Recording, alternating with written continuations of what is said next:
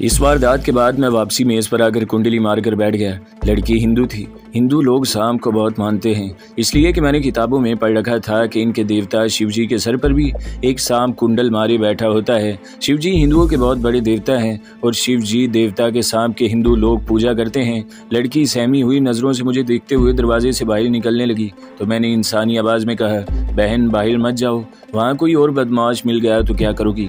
लड़की वहीं पत्थर की तरह साकित हो गई। इसको कभी यकीन नहीं आ सकता था कि ये जुमले सांप ने बोले हैं। वो कमरे में इधर उधर देखने लगी। मैंने कहा, बहन डरो मत, यहाँ मेरे सिवा और कोई जिंदा आदमी नहीं है, मैं ही तुमसे बात कर रहा हूँ। लड़की के चेहरे पर अब खौफ की बजाय अकीदत का तासुर ज्यादा नुमाया था। इसने डरी हुई आवाज़ में पूछा, क्या तुम नाग देवता हो। मुझे अपने आप को छुपाने का बड़ा अच्छा मौका मिल गया था।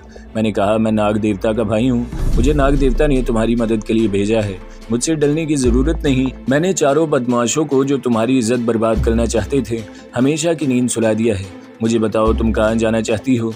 लड़की ने जल्दी जल्दी अपने जिस्म की गिरदे साड़ी लपेटी और मेरे आगे हाथ जोड़कर सजदे में गिर गई। नाग देवता की जय हो शिवजी महाराज की। इसने सजदे से सर उठाया तो इसकी आंखों में अकीदत के आंसू थे। मैंने कहा, बहन जितनी जल्दी हो सके यहाँ से निकल चलो, यहाँ 4 लाशें पड़ी हैं, यहाँ ठहरना ठीक नहीं। लड़की ने एक बार फिर मुझे माथा टेका और जय हो नाग देवता की कहती हुई दरवाजे की तरफ बढ़ी। मैंने फौरन इसे रोका और कहा, मैं भी तुम्हारे साथ जाऊँगा, रात का वक्त है, कोई पता नहीं रास्ते में कोई और बदमाश मिल जाए। वो बोली, महाराज आपकी बड़ी कृपा होगी, मेरे साथ मेरे घर तक चलिए। मैं खुद यही चाहता था कि यहाँ से निकलकर किसी ऐसी जगह पहुँचूँ जहाँ से मुझे मालूम हो सके कि मैं कहाँ हूँ और वहाँ से किस तरफ निकल सकता हूँ। इस लड़की को मैंने तबाही से बचाया था और वो मुझे नाग देवता का भाई भी समझ रही थी। यह लड़की मेरी इतनी मदद ज़रूर कर सकती थी कि मुझे भोपाल जाने वाली गाड़ी में छोड़ दे ताकि मैं वापस जमीला के पास पहुंच सकूं। मैंने कहा, तुम मुझे अपनी साड़ी में छुपा लो, अगर रास्ते में किसी आवारा बदमाश ने तुम पर हमला किया तो मैं इसको संभाल लूँगा। लड़की ने बड़े आराम से मुझे उठा लिया। ये इसकी अकीदत का असर था कि इसे अब मुझसे सांपों वाला खौफ महसूस नहीं हो रहा था। इसके पास मुझे छुपाने के लिए कोई जगह नहीं थी, मैं छोटा सा सांप था। इसने मुझे उठाकर इसी तरह मुझे अपने ब्लाउज के अंदर छुपा लिया, जिस तरह मेरी बीवी जमीला कभी कभी छुपा लिया करती थी। मैंने लड़की से इसका नाम पूछा। इसने अपना नाम कोशिला बताया। मैंने पूछा, तुम्हारा घर यहाँ से कितनी दूर है, तुम यहाँ से किस तरह घर जाओगी। इसने कहा, जिस तरह भी होगा मैं घर पहुँच जाऊँगी और अब तो नाग देवता मेरी रक्षा के लिए मेरे साथ हैं, मुझे किसी का डर नहीं है। हम इस मकान से बाहर आ गए। सड़क रात के सन्नाटे में खाली पड़ी थी।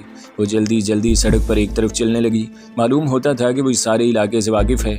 एक बात इसे कहनी बहुत ज़रूरी थी, मैं नहीं चाहता था कि मेरा राज किसी को मालूम हो। मैंने इसे कहा, कोशिला बहन, मैं नाग देवता का ख़ास भाई हूँ। मुझे नाग देवता ने दिल्ली की राजधानी में इसलिए भेजा है कि मैं शरीफ औरतों को बदमाशों से बचाऊं। इसलिए ज़रूरी है कि किसी को पता न चले कि नाग देवता का भाई तुम्हारे घर में है। क्या तुम इस राज को राज रख सकोगी। कोशिला चलते चलते बोली, महाराज अब मेरे लिए भगवान समान है, आप जो कहेंगे मैं इसका पालन करूंगी। मेरे धन भाग के नाग देवता जिसका भाई हमारे घर में हराजेगा, मैं किसी को नहीं बताऊंगी। मैं मुतमईन हो गया। अब इस लड़की से मैं भोपाल पहुंचने के सिलसिले में रहनुमाई हासिल कर सकता था। मुझे सिर्फ इतना चाहिए था कि ये लड़की मुझे भोपाल जाने वाली गाड़ी तक ले जाए। आगे मुझे किसी की रहनुमाई की ज़रूरत नहीं थी। लड़की सड़क के किनारे किनारे इधर उधर देखती चली जा रही थी।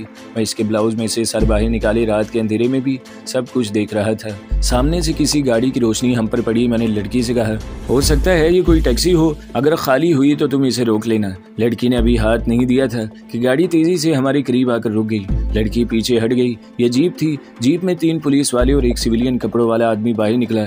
इसको देखते ही लड़की पिताजी कहकर इससे लिपट गई और रोने लगी। वो आदमी लड़की को हौसला देने लगा। पुलिस वालों में से एक हेड कांस्टेबल ने पूछा, वो लोग कहाँ हैं। लड़की के बाप ने भी लड़की से यही पूछा कि वो बदमाश कहाँ भाग गए हैं और उन्होंने तुम्हें कुछ कहा तो नहीं। लड़की कोशिला ने जल्दी जल्दी सारी कहानी बयान कर दी और कहा कि तीनों बदमाश इसे कमरे में ले गए थे, लेकिन वहाँ से एक सांप निकल आया। इसने इन तीनों को इसके चौथे साथी को डस कर मार डाला। वो कोने वाले मकान में चारों की लाशें पड़ी हैं। लड़की के अधेड़ उम्र बाप ने इसे अपने साथ जीप में बिठाया और जीप बड़ी तेजी से कोने वाले मकान के बाहर आकर रुक गई। सब लोग मकान में आ गए। वहाँ वाकई 4 आदमियों की लाशें थी जो मेरे जहर की वजह से फट चुकी थी। हेड कांस्टेबल ने लाशों का बगौर मायना करने के बाद कहा, भिंडारी जी, इनकी मौत सांप डसने से हुई है। भगवान ने तुम्हारी बच्ची को बचा लिया है। फिर इसने सिपाहियों को हुक्म दिया कि लाशों को इसी तरह पड़ा रहने दो, तुम यहाँ गार्ड ड्यूटी करोगे, मैं SHO साहब को लाता हूँ। आइए भिंडारी जी, मैं आपको और आपकी बेटी को घर पर छोड़ देता हूँ। लड़की कोशिला अपने बाप भिंडारी के साथ लगी हुई थी। वो बाप के साथ जीप में बैठ गई।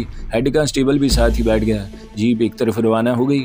15-20 मिनट बाद जीप दिल्ली की किसी कॉलोनी में दाखिल हो गई, जहां एक जैसे क्वार्टर कतारों में बने हुए थे।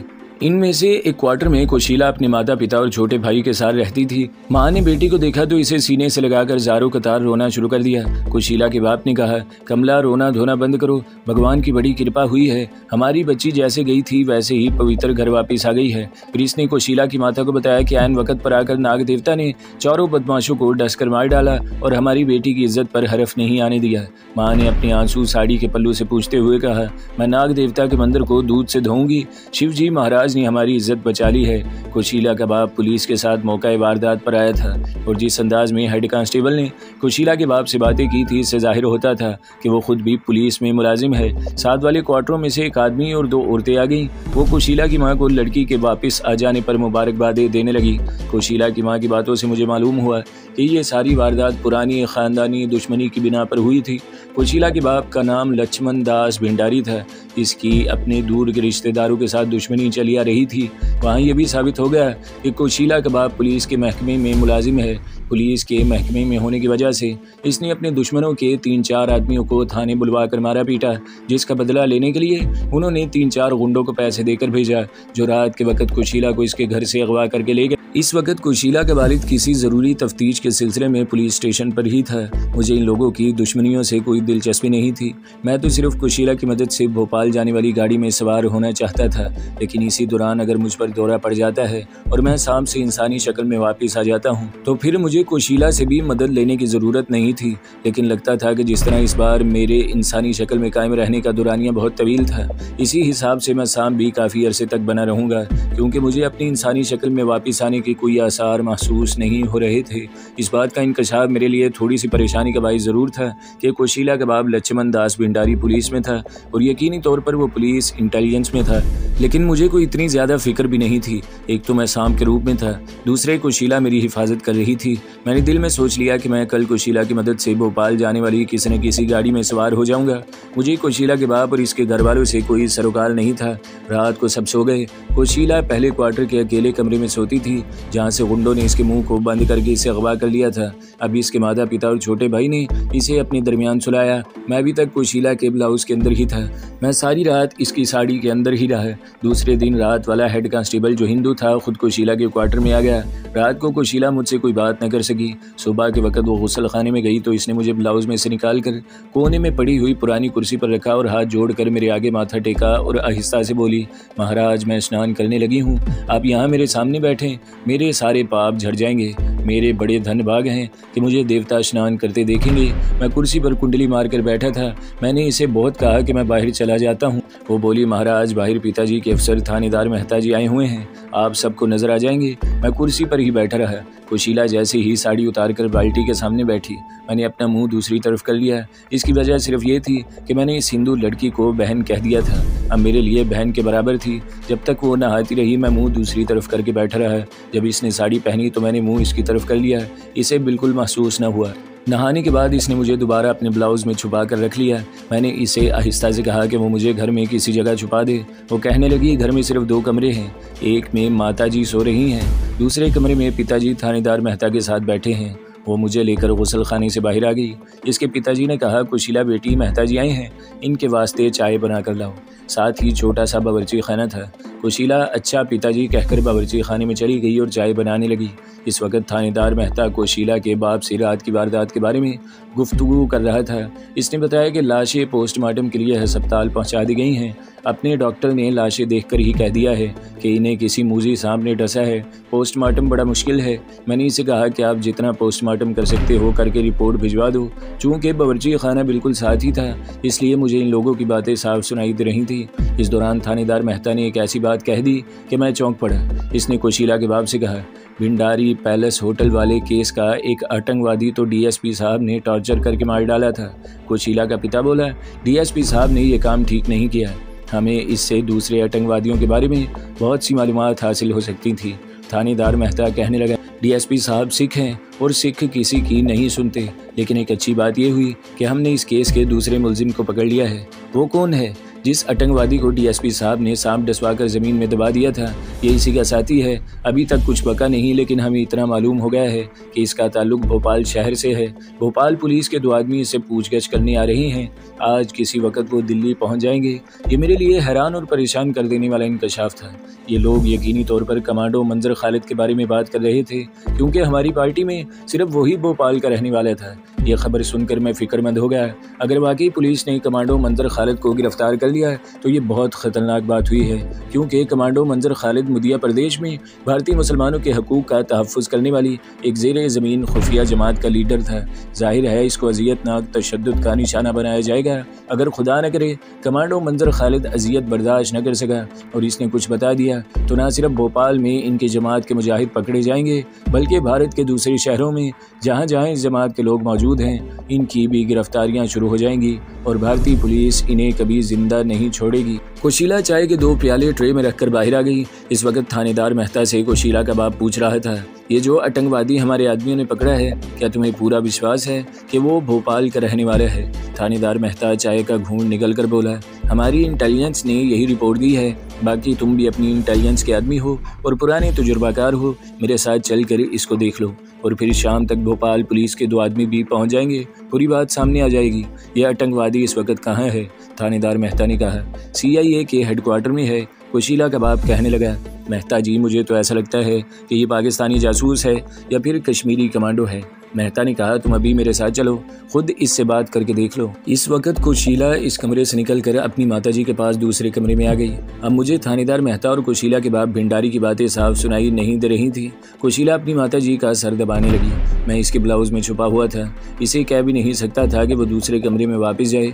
इतनी देर में कोशीला का बाप दरवाजे में नमूदार हुआ, कहने लगा, कोशीला की माँ, मैं ज़रा हेडक्वार्टर तक जा रहा हूँ, जल्दी वापस आ जाऊँगा। इस वक्त मुझे कोशीला के बाप के साथ जाना चाहिए था ताकि मैं अपनी आंखों से देख सकता कि भोपाल के जिस नौजवान को दिल्ली पुलिस ने पैलेस होटल के बम धमाके की वारदात के शुबे में पकड़ा है वो कमांडो मंजर खालिद ही है या कोई दूसरा आदमी है। लेकिन मैं कोशीला के बाप के साथ नहीं जा सकता था। मुझे कमांडो मंजर खालिद के बारे में सही रिपोर्ट मालूम करने के लिए कोई दूसरा तरीका इख्तियार करना था। मैंने दिल्ली में भोपाल जाने का प्रोग्राम कैंसिल कर दिया। अब मैं ये तस्दीक किए बगैर दिल्ली शहर से बाहर नहीं जा सकता था कि क्या दिल्ली पुलिस ने वाकई कमांडो मंजर खालिद को ही गिरफ्तार किया है। कोशीला का बाप चला गया। मेरे साथ भी अजीब हादसा हुआ था। कहाँ ये कि मैं दिल्ली पुलिस की इंटेलिजेंस से बचता फिरता था और कहाँ ये हालात के उलट फेर ने मुझे दिल्ली पुलिस की इंटेलिजेंस के ही एक ओहदेदार के घर पहुँचा दिया गया था।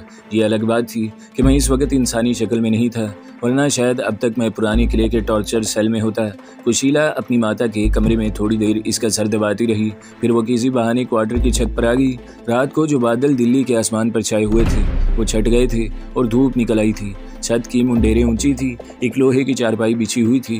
कोशीला ने मुझे अपनी ब्लाउज से निकालकर अपने सामने चारपाई पर बिठा दिया और हाथ जोड़कर अपना सर सजदा करने के अंदाज में झुकाया और कहने लगी, महाराज आप धूप में आराम से बैठें, मैं आपके लिए दूध लाती हूँ, आपको भूख लग रही होगी। मैं खामोश रहा, वो नीचे उतर गई। धूप ने मेरे जिस्म को बड़ा सुकून दिया। मैं सोचने लगा कि कमांडो मंजर खालिद के बारे में सही रिपोर्ट कैसे हासिल की जा सकती है।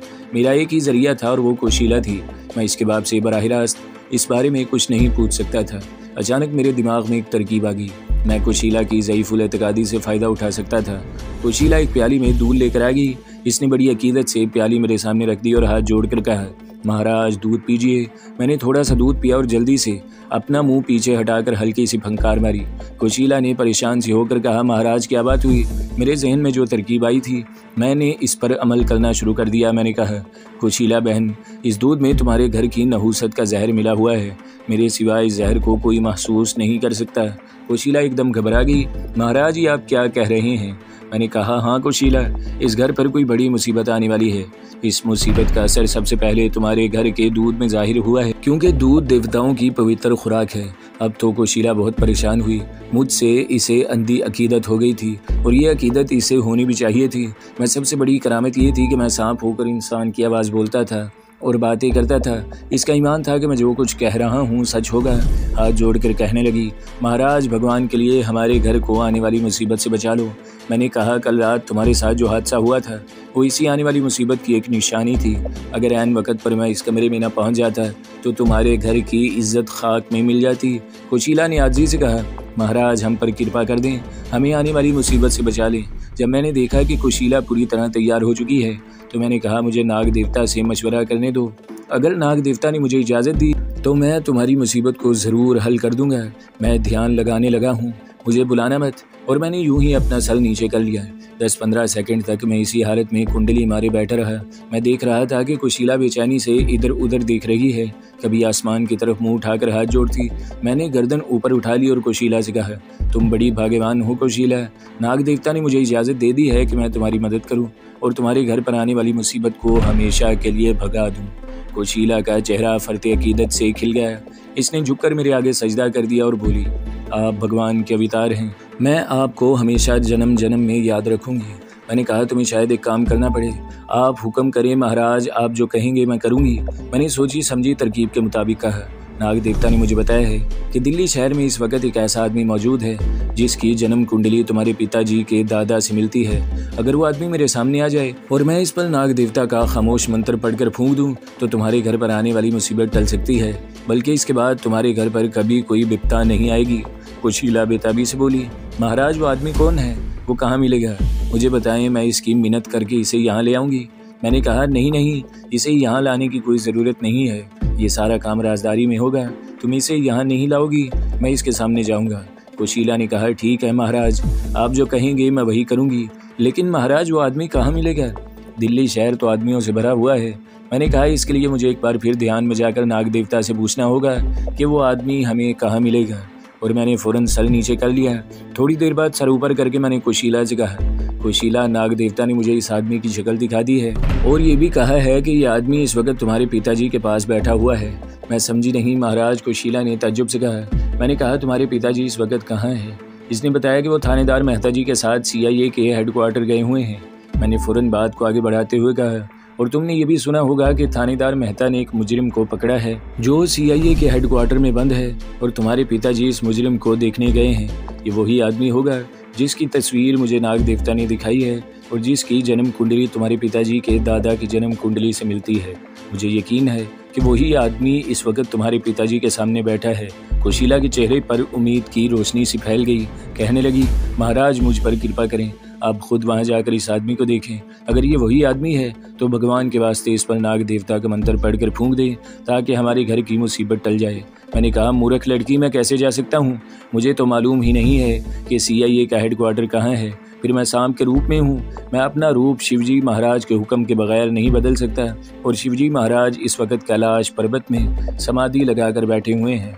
कुशीला की परेशानी में इजाफा हो गया। आखिर मैंने इसे एक तरकीब समझाई। मैंने कहा, एक तरीका हो सकता है। कुशीला का चेहरा धूप में चमक उठा। वो क्या महाराज? इसने पूछा। मैंने कहा, वो आदमी जिसकी शक्ल मुझे नाग देवता ने दिखाई है पुलिस की कैद में है। जाहिर है कि वो कुछ देर CIA के हेडक्वार्टर में ही बंद रहेगा। तुम किसी तरह अपने पिताजी से कहो कि तुम इन मुजरिमों को देखना चाहती हो जिन्हें पुलिस ने CIA हेडक्वार्टर में कैद कर रखा है। तुम मुझे छुपाकर अपने साथ ले जाना। मैं इन मुजरिमों की शक्ल देखकर पहचान लूँगा कि वो कौन सा मुजरिम है जिसकी शक्ल मुझे नाग देवता ने दिखाई है। मैं तुम्हें इस वक्त ख़ास इशारा करूँगा कि यही वो आदमी है। तुम वहाँ किसी बहाने थोड़ी देर के लिए रुक जाना, इस आदमी से इधर उधर की बातें शुरू कर देना। इतनी देर में नाग देवता का मंत्र पढ़कर मैं इस पर फूंक दूंगा। इसके साथ ही तुम्हारे घर की सारी मुसीबतें, सारी बलाएं दूर हो जाएंगी। इसने उदास लहजे में कहा। मैं पिताजी को कैसे राज़ी करूंगी? मैंने बज़ाहिर बेताल्लुक सा होकर कहा, अब ये काम तुम्हारा काम है। मैंने तुम्हें आने वाली मुसीबत से आगाह कर दिया है, आगे तुम जानो और तुम्हारा काम। मैं तो कुछ वक्त यहाँ ठहर कर चला जाऊँगा। कुशीला ने जल्दी से मेरे आगे हाथ जोड़ दिए। नहीं महाराज, आप हमें छोड़कर नहीं जाएंगे। मैं पिताजी को राज़ी कर लूँगी, ख़्वाह मुझे कुछ ही क्यों ना करना पड़े। मैं आज ही पिताजी से बात करूँगी। इतने में नीचे से घर की मुलाजमा ने कुशीला को आवाज़ दी, बीबी जी नीचे आए, खाना खा लें। कुशीला ने कहा, महाराज वादा करें कि जब तक आप इस आदमी पर नाग देवता का मंत्र नहीं फूंक लेते मुझे छोड़कर नहीं जाएंगे। मैंने कहा, ठीक है, मैं वादा करता हूँ। तो दोस्तों, अगली किस्त सुनने के लिए हमारे चैनल को ज़रूर सब्सक्राइब करें, वीडियो को लाइक करें और बेल के आइकन पर भी क्लिक कर दें ताकि हर जो आने वाली वीडियोज़ हैं वो आपको सबसे पहले मिलती रहें।